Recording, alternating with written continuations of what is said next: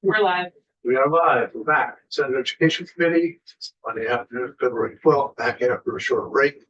And we are shifting gears. Over the last couple of days, we've taken a little bit of testimony about the concept map put forward by the chair of the House Education Committee. And we're doing a little bit more today. We heard from the chair yesterday. We heard from a couple of witnesses in addition to the chair the last couple of days. And we're just continuing to work to sort of get a feel for where people might be on this and what's thoughts. And so, right. So first we're going to hear from Susan Glowski, the executive director of the Vermont School Boards Association, and then a couple other people from the School Boards Association. So I kind of factored two together, I see. Yeah. Okay. And that's just fine. And I know we have Jeff Bennett on the screen. So for the record. Susan Glowski, the Executive Director for the Vermont School Boards Association. Dorothea Smith, President of the Vermont School Boards Association. Will you be testifying with Jeff all at once, or is he going to be separate? He'll be separate. Okay. Yeah. So you two are okay. You two are up now. Well, thank you very much. Thanks for inviting us to provide testimony on the proposed draft map that was introduced last week by Representative Conlon. As noted in earlier testimony to this committee, the VSBA has developed its own set of criteria for evaluating any proposals that emerge through Act 73. And those criteria are laid out in our position paper, which I know you've seen before, but I have copies for you today. And we supported the redistricting task force proposal because it created the conditions for meeting these criteria. And we encouraged the legislature to build upon the work of the task force by refining the proposal and filling in the details. So last night, the VSBA board evaluated Chair Conlon's draft map and legislative language using those same criteria from our position paper.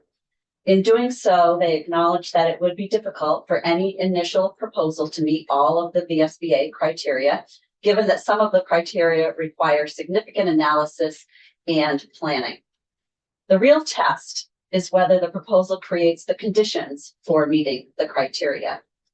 For instance, earlier in the legislative session, the VSBA board concluded that the hybrid scenario presented by the Agency of Education a few weeks ago, containing 13 districts with a minimum district size of 4,044 and a maximum district size of 9,122, contained districts that were too large to maintain a strong sense of community within each district and would represent a drastic change from Vermont's current number of 119 school districts.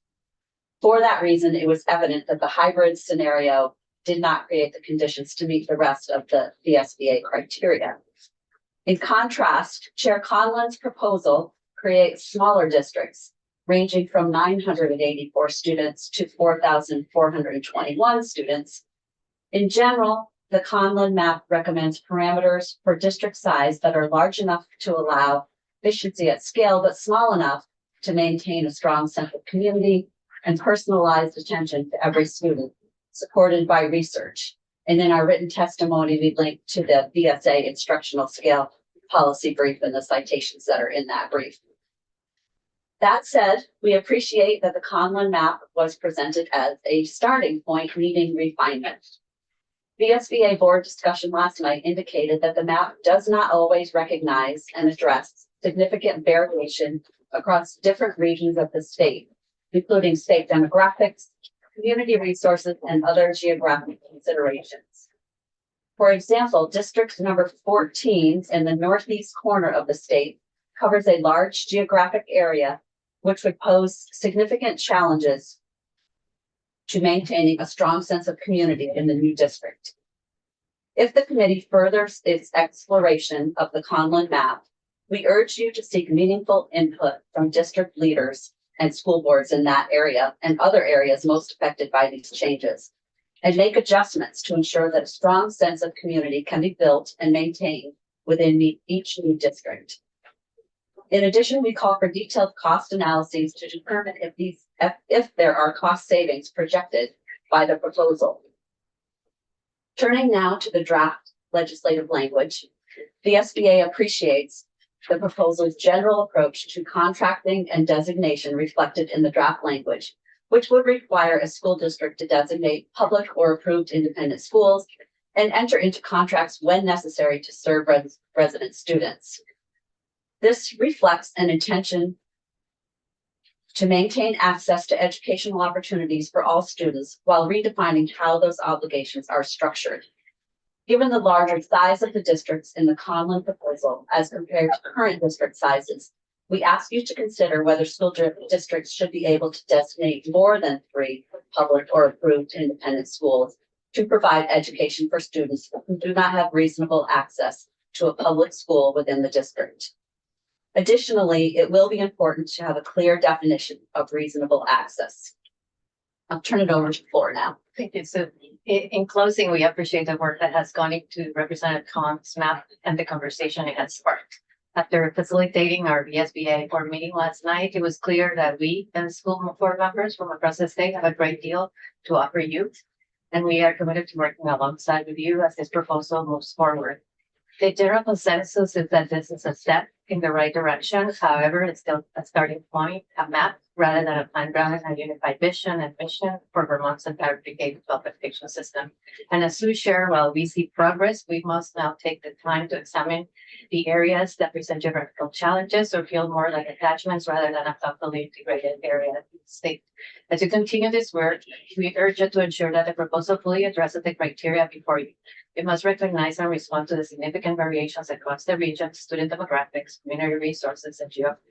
It must emerge from a collaborative, inclusive, and transparent process that meaningfully engages residents, families, educators, districts, and school boards. It must be supported by detailed cost analysis of current district finances and clear projected savings. It must include a comprehensive transition plan and timeline that minimizes disruption. I can't emphasize that enough. The timeline and strengthens our investment in safe and modern learning environment. If the intent is to create a more efficient, cost-effective system that addresses rising costs, health benefits, mental health supports, facilities, and investment in first instruction education, then that must be clearly articulated. And most importantly, it must be grounded in data and evidence that shows how redistricting will improve student outcomes for all learners. As you move forward, we encourage you to consult directly with school board members from different regions of the state to understand how this proposal may work or not work on the ground. We are willing to facilitate this and make sure we bring forward members of different regions. The committee needs more information and you need the right questions guiding the Senate. As we look ahead, VSBA remains committed to working with the legislature and the governor to shape the future of public education in Vermont. And as we had said before, real change takes steady leadership and it takes trust. It takes people willing to stay at the table even when it's hard. Our students need stability, fairness, and decision grounded in real data. Together, we must ensure that Vermont public education system remains strong, steady, and center and equity for every student in all of our communities. Thank you. There's one thing to explore a little bit. When you talk about districts size and sense of community, think about a student. Isn't the student's community the school and the relationship with the teachers and the principal? So I'm just wondering what I understand community, certainly understand community at that level. But you're talking about district-wide sense of community. Yes. So talk about that a little bit. What does that mean as opposed to what I just described? Sure, I can actually talk about that sort of from a personal experience as a school board member. I'm no longer a school board member, but I served as a school board member for 13 years in your area of the state. And there was a small merger that took place between Paulet and Rupert. And I was on the Paulet School Board and the Meadowy School Board, which was a union elementary school district, but it merged into an entire pre-K-12 district. And you would think that that would be pretty simple and easy with 2 towns, but it was actually quite an endeavor.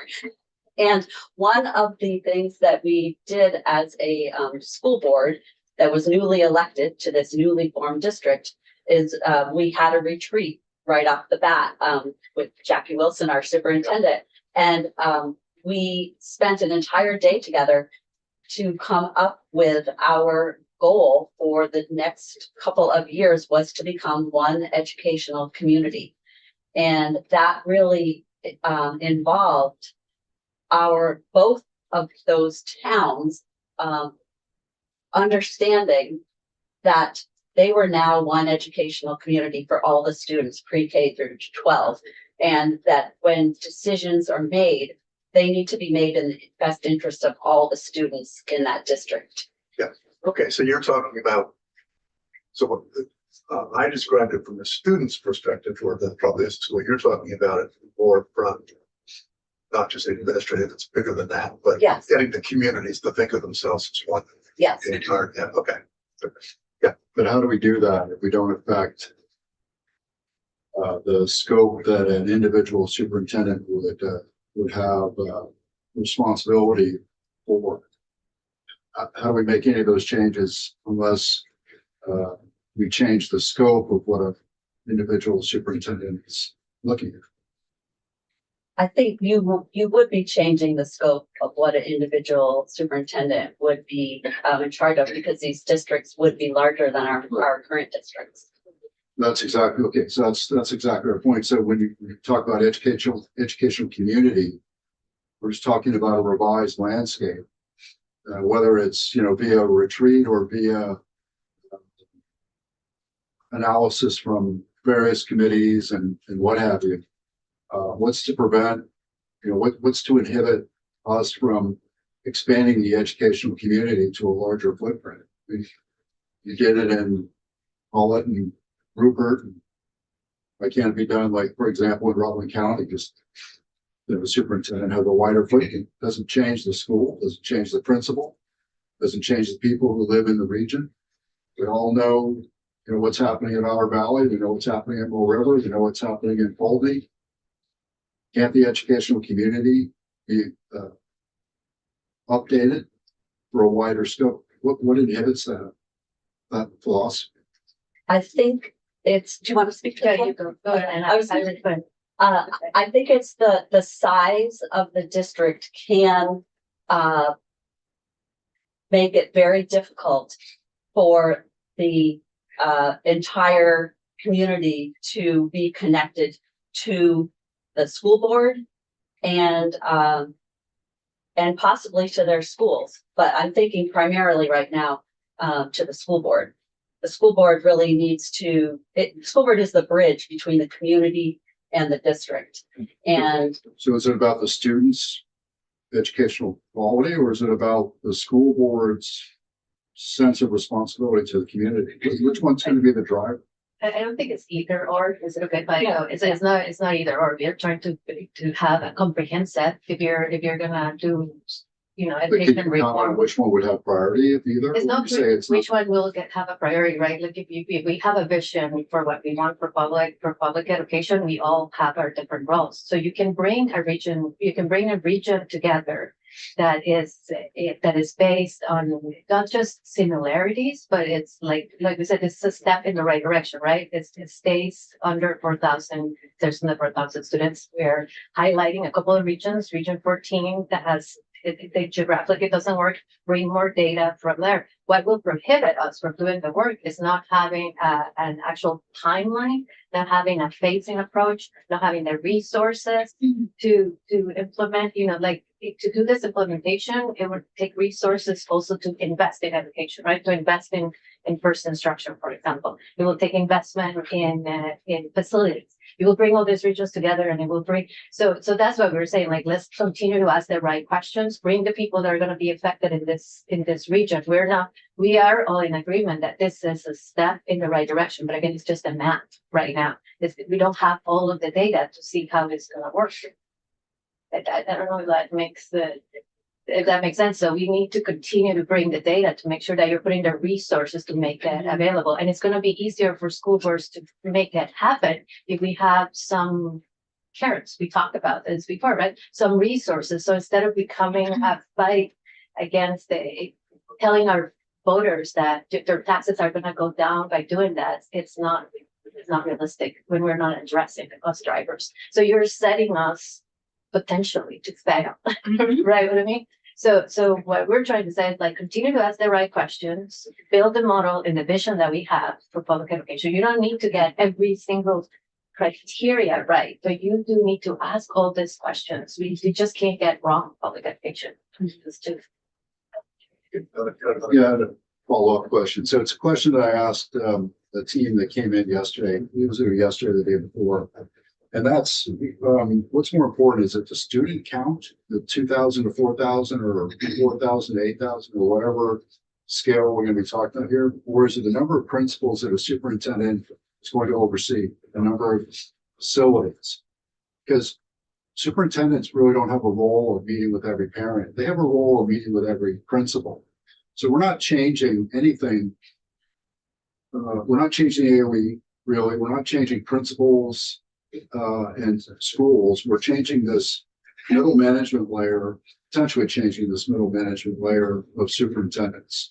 So what's more important? Is it the number of students or is it the number of facilities? Because, this is just a curiosity question. It's not about facilities. At the end of the day, it's about Principals, students. And it's again, it's built on students and the vision that we want for public education. So it's built on students. Depending the amount of students, you need a principal.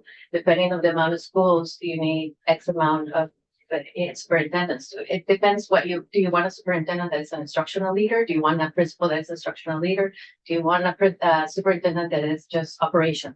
Right? Like there's a lot of questions to be asked about that. But I think it's a combination where we're saying stay under the 4,000, please correct me if I'm stay under the 4,000. That is more realistic. You have seen not just statement, but studies. I forget his name, Chris Baker. I think it was forget his name that I've given you. Oh, Bruce Baker. Yes, Bruce Baker.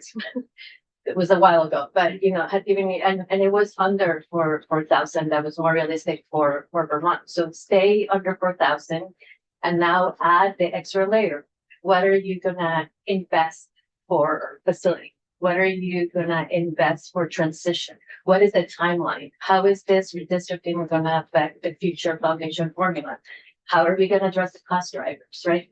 It is not an either or. All of it has to be tied together. Okay, no, I get all that. Okay. I just wonder why we're putting so much stock in the number of students as opposed to the number of principals that a superintendent would. Because the principals serve the students, right? The principal serve the students, right? students, yeah, And the superintendent serves principals. and the student. Everybody in our facilities affects. They were diluting everybody. That's my point. I'm just wondering why everybody's putting so much stock in the number of students versus the number of principals that a superintendent would have authority or responsibility for leading. So for example, Burlington, you guys have some pretty big schools. But let's just say, I don't know, 1,000 students at one of your big schools.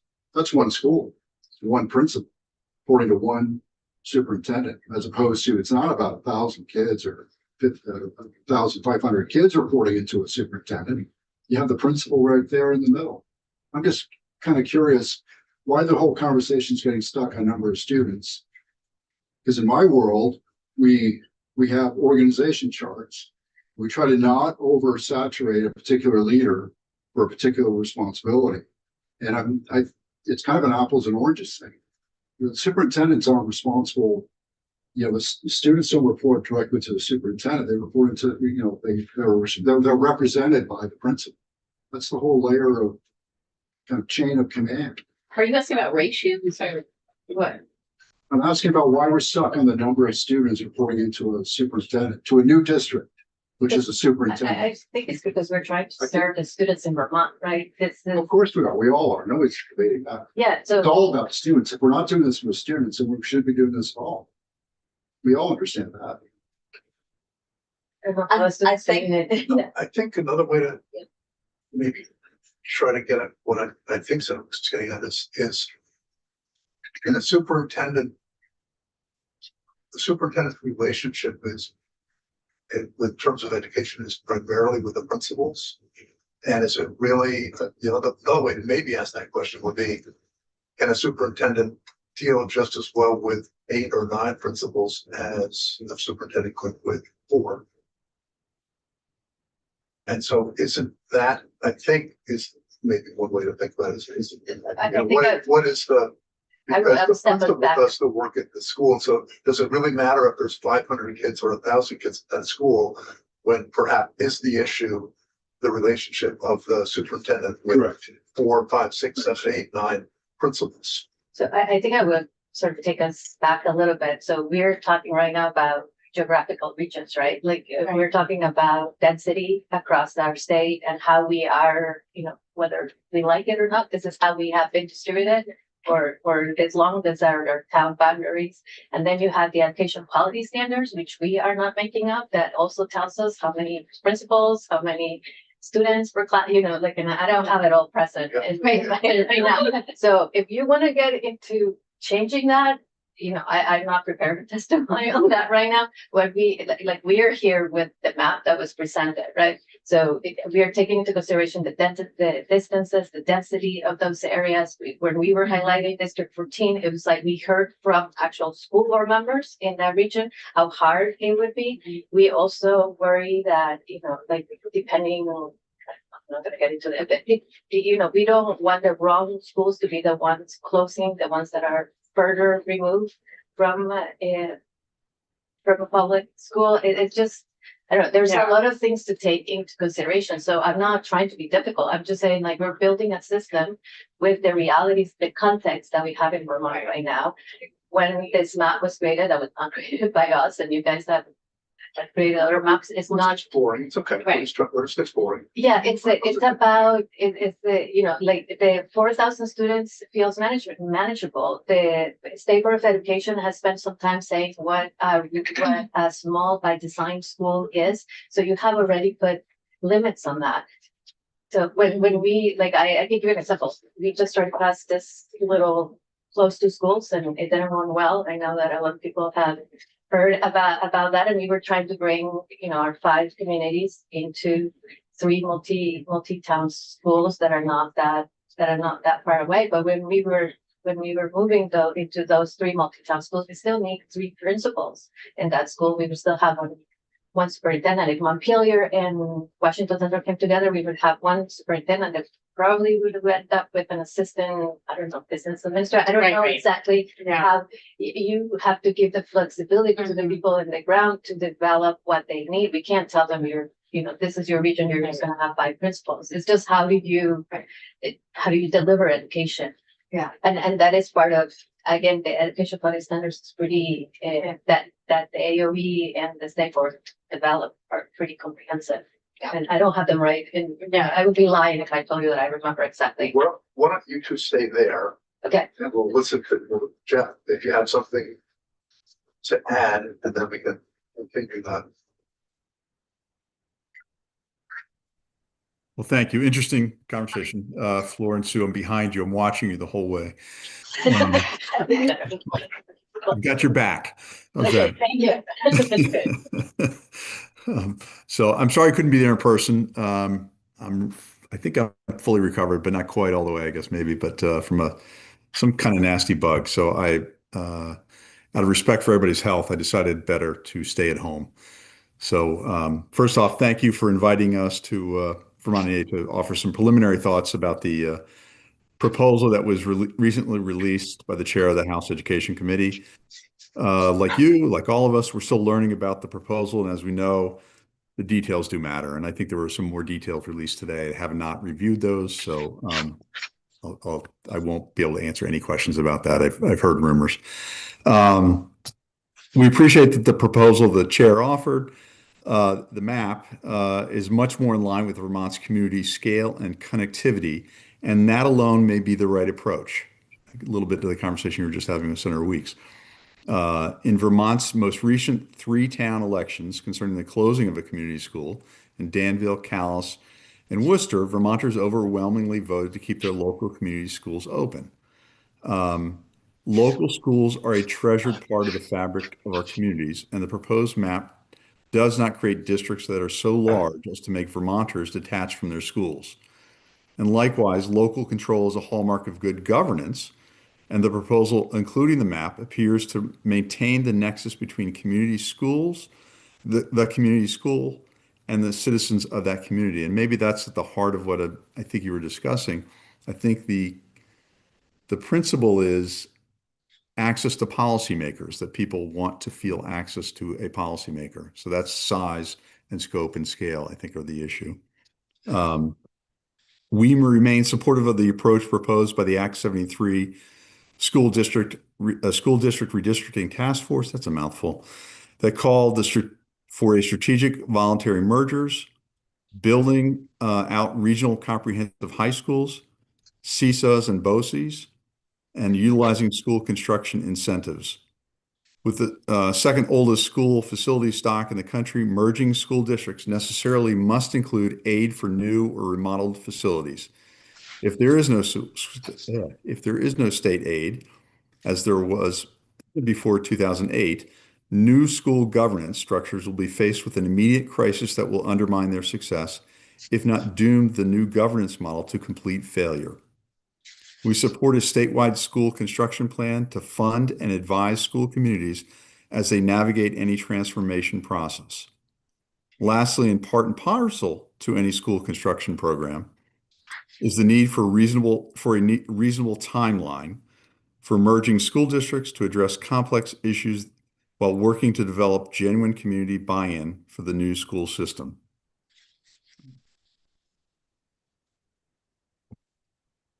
In reviewing the proposed conversation starter from Chair Conlon, there are several points of deserving of comment. The contracting provision makes a lot of sense. It seems to present a logical way to ensure that there is a comprehensive written document encapsulating the relationship between taxpayer dollars and the schools that educate Vermont's children. We support this provision. As to designation, we understand the need for and the value of the 4 historic academies, and as such, we think it is correct to leave to the locally elected school boards to make the designation decision based upon state guidance. As for the contractual requirements found at Section 2B1, spelling out what any public school board must have in any contract with an approved independent school, it seems as if more testimony is needed. We have heard of issues surrounding students who arrive at public school with little to no notice and without records from their previous school, which causes academic concerns. These sections should be fully examined to determine the scope of the issues the subsection is attempting to address, but at a minimum, publicly funded students must be enrolled so that they can receive the education they deserve and are constitutionally entitled to receive. Thank you for giving me some time today, and I'm happy to answer questions. And obviously, as more is known from the House proposal and conversation starter, we'd be happily invited back in. Thank you. Further questions for any of the 3 witnesses? Yep. I mean, I wasn't here at the beginning of your testimony, but I think what's really worth underscoring, as we have this for a second time, this handout, is that a good final bill coming out of the legislative process this year would address all of these things. Like a math can't do it, a foundation formula can't do it, a new tax proposal can't do it, a CTE proposal can't do it alone. But even if these move in a disjointed fashion, I think there is a commitment from many folks that all of these things will have been touched and addressed in a final bill, or we won't have done our job. That's what I would say. I'm not the chair, but I do think it's hard to have a conversation just about a map, not what the map does and why and what that means for kids. But I appreciate you just bringing us back to it is a comprehensive system, and we frankly just don't ask municipal government to just merge all the time and sort of justify their existence. So, we are managing the well-being and lives of a lot of little people, lots of little people. And, that has parameters that are geographic, that are based on the number of students, that are based on the number of school buildings. There's all kinds of parameters that people look at all over the country that would take an education doctorate degree to sort of spell out what makes sense, but it's going to look different in every part of the state. And I will add, I just found it in the educationvermont.gov, the staffing, schools with 10 or more full-time equivalent teachers shall employ a full-time licensed principal. Fewer than 10 full-time, I'm not gonna go through, it, but there is already guidance on that. Can you say that again? How many principals for what? For every 10 full-time teachers, we shall employ a full-time licensed principal. So, Every 10 teachers, we have a principal. no, with 10 or more full-time positions of teachers, you need a full-time. So if there was 9, you could get away with a part principal. And schools with fewer than 10 full-time equivalent teachers shall employ a licensed principal on a prorated basis. So we have, okay, so I get that. Yeah. So that's a lower level, right? Yeah. The upper level is you have a high school, whether it's, 200 or 2,000, it's still one principal. Right? It's one school, right? I think it's a much more complicated question than just. Wait, than complicated? The average school district in the country has 5 school buildings. So they usually aren't trying to manage multiple high schools because that's a logistical challenge. They're not trying to transport kids across 650 square miles. They're all parameters, but No, I'm I'm sure only which asking number about you're focused principals. Yeah, and then One principal, one school. 200, when- we have 288 schools. And we have 288 principals, is that correct? Yeah, but- Or Probably. we might, It might be an anomaly, like this example of having only 5 residence teachers. correct. And the bigger the school, the more likely to have assistant principals. Just Yeah. like No the bigger doubt. the municipality, you're gonna have more Well, department heads, Yeah, and the principal responsibility is Principals to. work for principals, principals work for superintendent. Not Absolutely. complicated.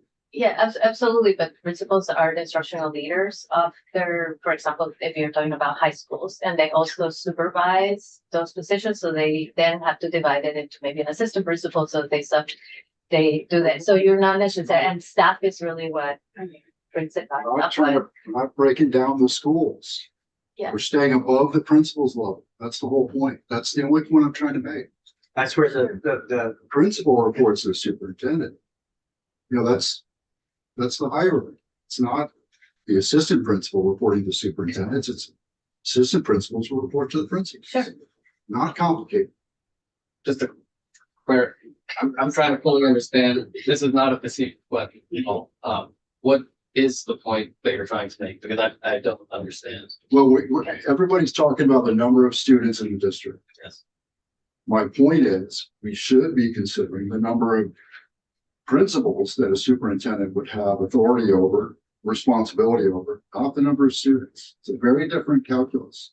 That's all. It's the only point I'm trying to make.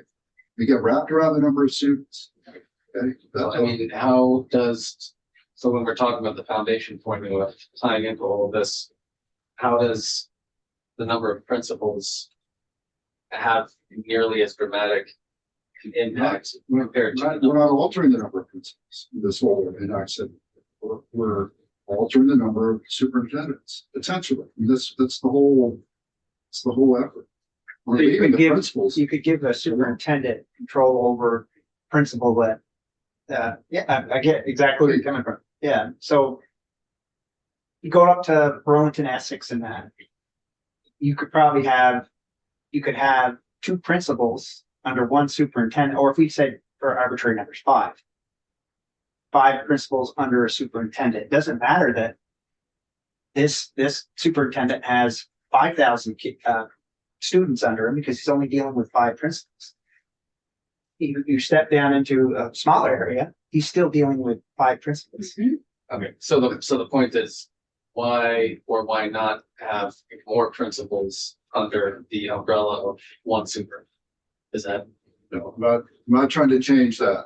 I'm not trying to focusing on, we're all spinning around the number of students per superintendent district. The district is a superintendent. Okay. Is it, what's more important, the number of students, the number of principals that, which is the most important factor? The number of students or the number of principals that a superintendent would represent? And all I'm saying is, For think about what? Like as as a What leadership primary? responsibility. I get exactly where he's come from now. We've always been looking at how many students. Because that's who, But you That's talked to output. like up in northern region where she said, how many school board meetings did she go to? It was 40 something. Yeah. Oh my godly number. crazy. So she only had 5 principals. If we were under her 10, that just cut down her having to go to It is, 40 something school board meetings. it is not about the principal, it's about the number of school boards that she has. That's why, or whoever you're talking. Right, about. but That's they only what had she said. 5 or 10 principals, then it cuts their right If now. they just she had has- one board, so if they had a supervisory district instead of Yeah, supervisory you're union, conflating the five number of school boards. boards. Yeah, that's Yeah, the that's- number of meetings that That's a, they're yeah, having. that's an even different question. And I don't know that it's necessarily that we're trying to consider what's more or less important. I think that the leadership dynamics and the roles between a superintendent and principals is its own complicated bucket of dynamics. And then on the other hand, you have the number of students in the different schools compared to the number of teachers, the number of principals, which is its own Right. dynamic. So I don't know, they're both important, but I don't know that there's one that's more important than the other. I think they both have to get looked at in their own, through their separate lenses. I don't know if you remember, I asked Jay Ramsey from the Principals Association, like, how do the principals feel as probably the most important link in all of this, as the building leaders? Do you think we need this many superintendents? And they've been pretty emphatic that they don't think we need this many superintendents, so I don't know if that That's good. answers your question, like Oh, I already, they've already been part I of. think I already know the answer to the question, Okay, but I agree with you that principals, we're not affecting the principals. And we're not affecting the students in this first wave of recognizing, where we're trying to find efficiencies Right. for improved education system. so what then is what you're saying that, I think that's aligned with what is being said, that we have to be clear about what these maps would accomplish, and they may only accomplish I agree. with back end administrative consolidation I agree with and that. cut the number of I'm superintendents. reacting to this, where you have you and everybody before you, and probably, for several days afterwards. It's all about the number of students, the minimum number, the maximum number of students. I think that's the wrong metric. I really do. I think it's about the number of principals. How much, there's all kinds of studies, leadership studies about how many subordinate units can a single leader effectively manage. That's the real question here. It's not about the number of students, which is the next order below that. That's my point. Leave it there. It's Yeah, not- I guess I was just we're trying to reflecting get the wrong clarity in, so are we trying to do the maps around how many principals we have in the state? I think we ought to consider it. That's really the point. How many schools and how many principals? That's a metric that I think we should be trying to get our head around per superintendent. What's manageable and what's not manageable. So it's not about the number of students.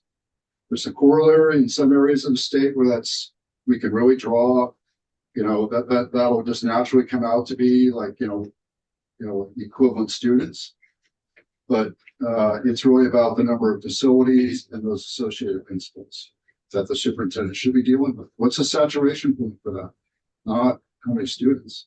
It's different in the Northern Kingdom than it is in Burlington. And it's, like, New York City is one school district. I'm sure they have like some grand poobah superintendent, and then they have like 18 other superintendents underneath that person, like bureaucracy just has a scale at which it's either effective or it's not anymore. And that's what we're trying to do, is bring efficiency to it, and bringing efficiency to it should save us. And Sorry. that is the only conversation we ever had about school district size, was that you get disefficiencies or diseconomies of scale or whatever it's called at a certain point, which is absolutely true if you have trying to cover 650 square miles. Well, this is actually an interesting discussion, just to deal with, actually, because picking up on Senator Weeks' point, you could have a superintendent with 5 or let's say six principals, 6 schools, six principals. It would be or maybe let me ask you this question, would it be any harder or easier for that superintendent to manage those 6 principals in those 6 schools if each of them had 1,000 kids or each of them had 500? So different. The question, yeah, that's the question. Is it really the number of students or is it actually the number of management units? And I think that's, And that's because Vermont is unique on that. Yeah. Got and thousands that- of students in And you Burlington area. respect that uniqueness. Yeah. Small schools versus big schools, all based on geography. all based- Right. yeah, it's Just all I'm asking is just think about that. Why didn't that because- come out last year? Can I ask one question? We received this. Yeah, don't no, know where it thank came you for saying that because I'd like to say on the record, I didn't. Looks Hand this like, out. looks like a J. That's He said, you know, I didn't want to say that. That's what we asked. Oh, This is your And problem. Heinsberg is still running. I would not do that for the record. But yeah, I made the map on the right that is an overlay of the state's transportation pattern, not school transportation patterns, just with the CTEs drawn on it for, So if you, somebody information. pick that up and yes. work into this one, yeah. And it just got handed out and then I don't know how that happened, so. Right, and it's just, Well, perhaps whoever did this.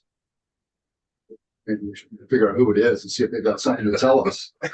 sure. Well, They it's put some written, effort into it. it's That written looks like a day. so B-Town instead of South Burlington, so I guess it's not Township and I.